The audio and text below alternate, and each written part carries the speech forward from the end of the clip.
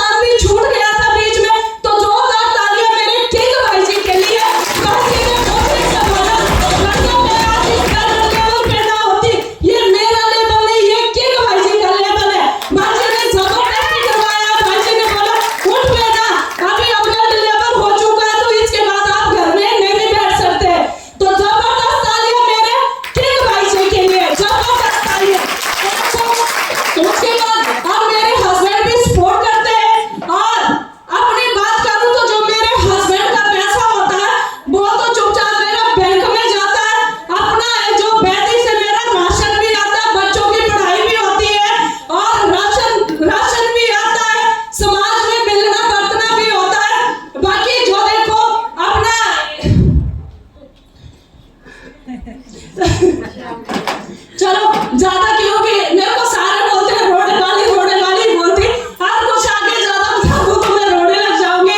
एक वक्त ऐसा भी था, देखो वक्त का कोई पता नहीं होता, किसी को कैसा आता है। तो एक बार मेरा जो अपनी मेरी ज्वेलरी थी वो भी टोटल बिक चुकी थी। तो इस वैदिक की बदौलत आज माँ कसम मेरे पास इतना सोना है कि घर में तुम्हें रखने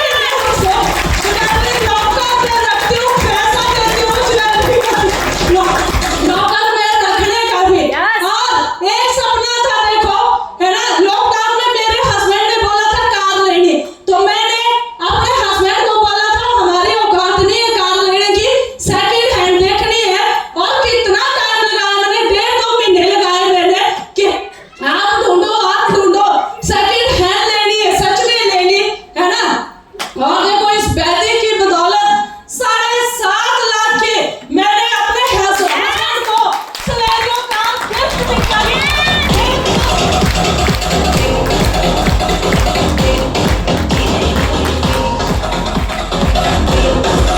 हस्बैंड से 10-10 रुपए 20-20 रुपए लेती थी, 50 रुपए लेती थी। आज इस बदौलत वैदिक की बदौलत हमारे घर में काम 4 लाख का होता, 2 लाख तो उर्मिला भी दे देती है। भाई इसमें में काम जाता है। मेरे हस्बैंड को भी उम्मीद होती है जब कोई काम करता तू कितने पैसे दे रही है। मैं बोलती हूँ सेठ साहब को हुक्म करो कितना पैसा चाहिए आपको। जिंदगी में मेरी बहनों ऐसे मत बनो, कभी भी ऐसे भीख मत मांगो, ऐसे देने वाली बनो। तो वैदिक की बदौलत ये सब हो सकता है। बाहर का मुझे नहीं पता, क्योंकि मैंने भी अपनी लाइफ में बड़े सारे रगड़े खाए, मुझे नहीं पता, कभी पैसा पूरा नहीं होता था। वैदिक की बदौलत हफ्ते के हफ्ते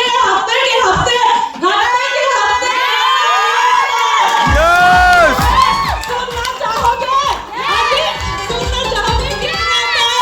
हफ्ते में 60,000 भी आता है, 50,000 भी आता है, 30,000 भी आता है, 20,000 भी आता है। महीने का 1.5 लाख भी आता है, 1.5 लाख भी आता है, 50,000 भी आता है।